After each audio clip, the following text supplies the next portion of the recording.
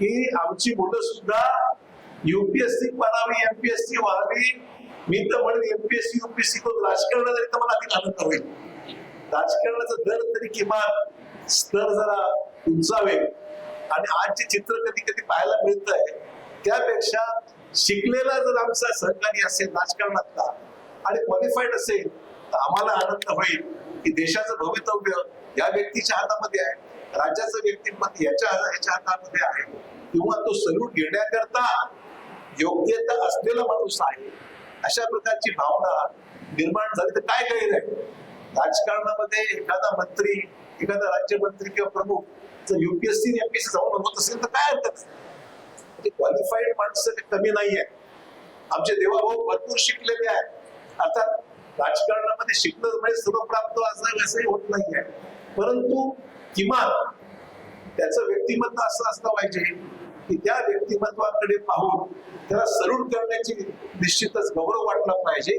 अशा प्रकारचं एकंदरीत वातावरण या देशामध्ये निर्माण करण्याचा प्रयत्न आहे. आणि मला आनंद आहे की देशाचं नेतृत्व नरेंद्र मोदी साहेब, आज आपण मन की बात ऐकली असेल, 124वा आजचा मन की बातचा एपिसोड होता, परंतु त्या मन की बात मध्ये सगळं पाहिल्यानंतर आपल्या देशाचे प्रधानमंत्री कशा पद्धतीने कन्स्ट्रक्टिव्ह काम करत आहेत, उत्तम काम करत आहेत की महिलांपासून, युवकांपासून, स्पोर्ट्समन पासून, गरिबापासून, विद्यार्थ्यांपासून सगळ्यांना काही ना काही आपल्या जिल्हा स्तरावर काम करणं, इतपत एम्प्लॉयबल करण्यासंदर्भामध्ये जी भावना आहे ती खरोखरच प्रशंसनीय आहे. आणि म्हणून मोदी साहेबांना मी हॅट्स ऑफ करतो.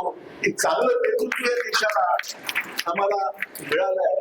त्याच्या नेतृत्वाखाली देश आज प्रत्येक क्षेत्रामध्ये पुढे चालले आहे.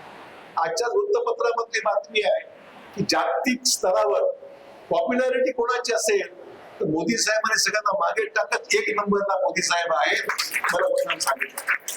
आणि ट्रम्प आज नंबरच्या खाली गेले. आमचं मला बोलायचं नाही, आपण 1 नंबरच्या पुढे गेलो अशी परिस्थिती आहे. सांगायचं तात्पर्य एवढं आहे, आपल्या कर्तृत्वाने, आपल्या कामाने, आपल्या नेतृत्वाने आणि आपल्या एकंदरीत समाज उपयोगी राजकीय यश मिळतच आहे. पण राजकीय यश मिळतं कशा करता मिळत आहे तर चांगलं काम समाजाप्रती आपण करतो म्हणून लोक भरभरून मतं मिळतात भाजपाला, हे जर मी म्हणतो चुकीचं ठरत आहे. आता isakal.com आहे देशातील नंबर 1 ची मराठी न्यूज वेबसाईट.